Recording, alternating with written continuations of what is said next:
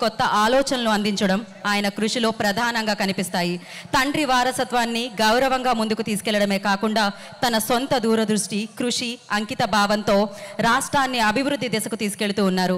విద్య, సాంకేతిక, మంచి పాలనా రంగంలో ఆయన చూపిస్తున్న కట్టుబాటు మన భవిష్యత్తు పట్ల ఆయనకున్న నిబద్ధతను స్పష్టంగా చూపుతుంది. మరిప్పుడు ఆలస్యం చేయకుండా ప్రజల మనసును గెలుచుకున్న నాయకుడు, యువతకి మార్గదర్శకుడిగా మారిన శ్రీ నారా లోకేష్ గారిని మాట్లాడవలసిందిగా కోరుకుంటున్నాము.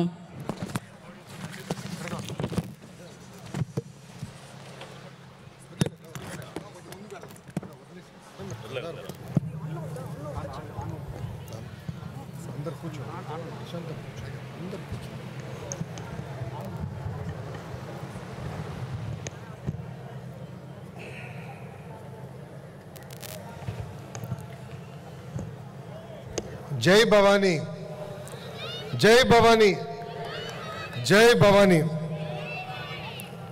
వేదిక మీద పెద్దలు, గౌరవనీయులు, మాజీ ఉపరాష్ట్రపతి వెంకయ్యనాయుడు గారికి, విజయవాడ ఎంపీ చిన్ని గారికి, మంత్రి కొల్లు రవీంద్ర గారికి, అనిత గారికి, సత్యకుమార్ యాదవ్ గారికి, పార్థసాది గారికి, కందుల దుర్గేష్ గారికి, గౌరవనీయులు శాసనసభ్యులు వసంత కృష్ణప్రసాద్ గారికి, కలుపుడి శ్రీనివాస్ గారికి, రాము గారికి, సౌమ్య గారికి, బోండా ఉమా గారికి, నెట్టం రఘురామ్ గారికి, బుద్ధా వెంకన్న గారికి, నాగుల్ మీరా గారికి, తేజస్విని గారికి, మురళి గారికి, బాలకోటే గారికి, British deputy high commissioner carat గారికి, అనురాధ గారికి, పట్టాభి గారికి నా హృదయపూర్వక నమస్కారాలు.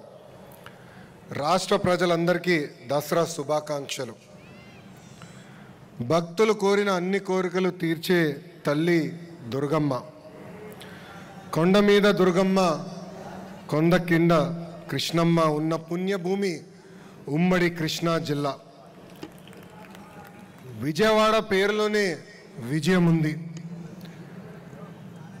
దుర్గమ్మ తలుచుకుని ఏ పని ప్రారంభించినా అది సక్సెస్ అవుతుంది. చరిత్ర సృష్టించాలన్నా, చరిత్ర తిరిగి రాయాలన్నా అది ఒక కృష్ణా జిల్లాతోనే సాధ్యమవుతుంది. వాస్తవంగా నేను పుట్టి పెరిగింది హైదరాబాదులో. నాకు విజయవాడతో పరిచయాలు చాలా తక్కువ. వెంకయ్యనాయుడు గారిని చూసి పెరిగిన వాడిని.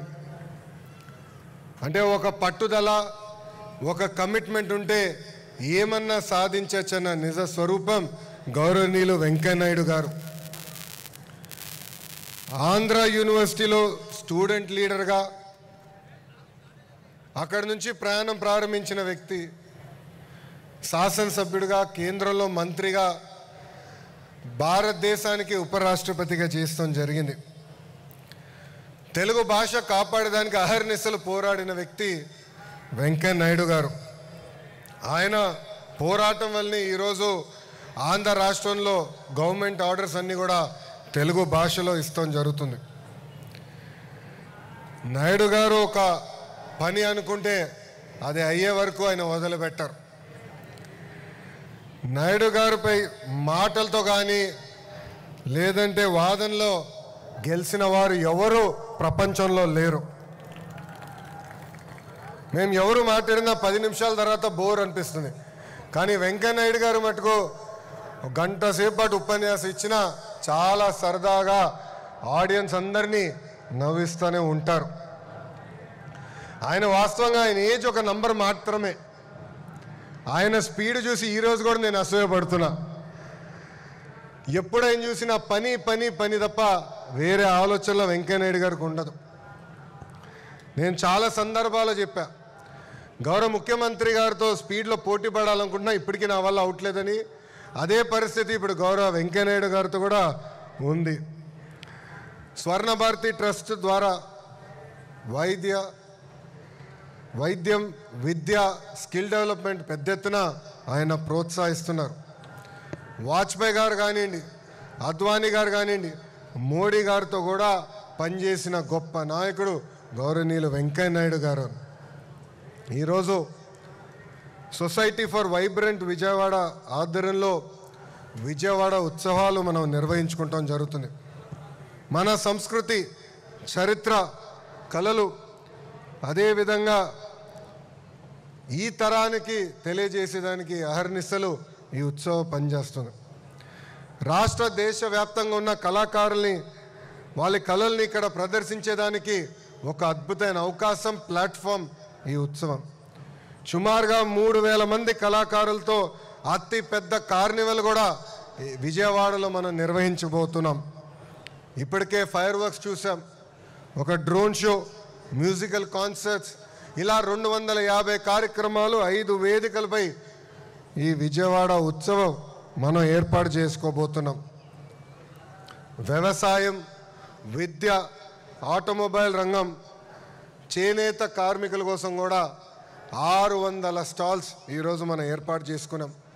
హెలికాప్టర్ రైడ్లు కానివ్వండి, పారామోటరింగ్ కూడా ఇక్కడ ఏర్పాటు చేస్తాం జరిగింది. ఆంధ్ర భోజనాలతో పాటు భారతదేశంలో ఉన్న అన్ని కుజిన్స్ కూడా విజయవాడకి ఈరోజు తీసుకొస్తాం జరిగింది. ఇప్పటి వరకు దేశం మొత్తం మైసూరు ఉత్సవాల గురించి మాట్లాడేవారు. ఇప్పుడు ఆ చరిత్ర విజయవాడ ప్రజలు విజయవాడ ఉత్సవాల ద్వారా తీర్చిదిద్దాలని కోరుతున్నాం. ఈ ఉత్సవాల్లో పాల్గొనడానికి కొంచెం నాకు ఇబ్బందికరమైన పరిస్థితి. భారతదేశంలో నేను ఎక్కడికి వెళ్ళినా నన్ను గుర్తుపడతారు, ఫ్రీగా తిరగలేను. కానీ లండన్లో వింటర్ వండర్లాండ్ అని ఉంటుంది, అక్కడ నేను 2019 వెళ్ళాను. దశాబ్దాలుగా అద్భుతంగా అక్కడ నిర్వహిస్తాం జరిగింది. సో ఇక్కడున్న ఆర్గనైజర్స్ అందరు నేను కోరుతున్నా, ఇది కేవలం వన్ టైం వండర్గా కాకుండా ప్రతి సంవత్సరం అద్భుతంగా నిర్వహించాలని వాళ్ళని నేను కోరుకుంటూ, ఇదొక పర్మనెంట్ అట్రాక్షన్గా ఉండాలి. టూరిజంని పెద్ద ఎత్తున ప్రోత్సహించాలి. అమరావతి పనులు కూడా వేగంగా జరుగుతున్నాయి. అందుకే విజయవాడ కేంద్రంగా ఒక కల్చరల్ ఫెస్ట్గా ఇది మారాలని ఆర్గనైజర్స్ అందరు నేను కోరుకుంటూ, ప్రభుత్వం పరంగా మా సహకారం ఎప్పుడు మీకు ఉంటుంది. ప్రత్యేకంగా విజయవాడ ఎంపీ చిన్ని గారిని నేను అభినందిస్తున్నా. ఎందుకంటే ఆయన నాకు వచ్చి నన్ను కలిసి ఈ కార్యక్రమం ఏర్పాటు చేస్తున్నప్పుడు నేను నవ్వుకున్నా, ఇది అవుతుందా, ఇది సాధ్యమా అని. సాధ్యం చేసి చూపించారు. ఈ వేదికగా ఆయనకి ప్రత్యేకంగా నేను అభినందనలు కూడా తెలుపుకుంటూ, మీ అందరు తెలుసు పొద్దున ఎండగా ఉంటుంది, రాత్రి గట్టిగా వర్షాలు పడుతున్నాయి. వాతావరణంలో కూడా చాలా మార్పులు వచ్చినాయి. మేము కూడా నది గట్టుపక్కన మెగా డిఎస్సి ఏర్పాటు చేయాలంటే ఇబ్బంది పడ్డాం ఈ వర్షాల వల్ల. దానివల్ల కొంచెం ఏర్పాట్లు ఆలస్యమైన చాలా అద్భుతంగా నిర్వహించారు. ఈ కార్యక్రమం జయప్రదం అవ్వాలని ఈ సభాముఖంగా నేను కోరుకుంటూ, నాకు ఇంత అద్భుతమైన అవకాశం ఇచ్చిన మీ అందరికీ పేరు పేరున నా ఉదయపూర్వక ధన్యవాదాలు తెలుపుకుంటూ మీ అందరి దగ్గర నుంచి సెలవు తీసుకుంటున్నా. అందరికీ నమస్కారం. జై హింద్. గట్టిగా చెప్పాలి, జై హింద్, జై హింద్, భారత్ మాతాకి, భారత్ మాతాకి. అందరికీ నమస్కారం. మరొకసారి ప్రత్యేకమైన కృతజ్ఞతలు తెలియజేసుకుంటున్నాము మంత్రివర్యులు శ్రీ నారా లోకేష్ గారికి. Thank you so much sir. And ఇప్పుడు ఆయన ఒక గొప్ప వక్త, ప్రజల మనసు గెలుచుకుని